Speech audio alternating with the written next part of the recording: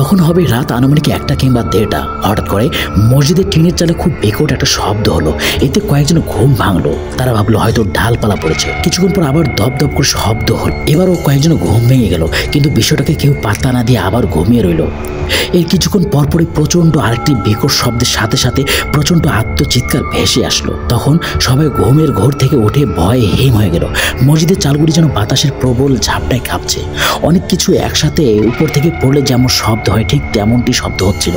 তখন কারো আর বুঝতে বাকি রইল না যে বিষয়টা সম্পূর্ণ প্যারানর্মাল। তখন ডিসেম্বর মাস চলছিল। এরকম ঝড় তুফান হওয়ার কোনো প্রশ্নই আসে না।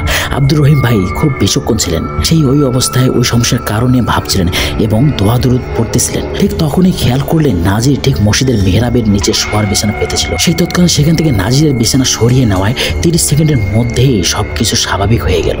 প্রতিদিন নতুন নতুন ভৌতিক ঘটনা শুনতে অবশ্যই ভূত 92 চ্যানেলটিকে সাবস্ক্রাইব করে রাখবেন।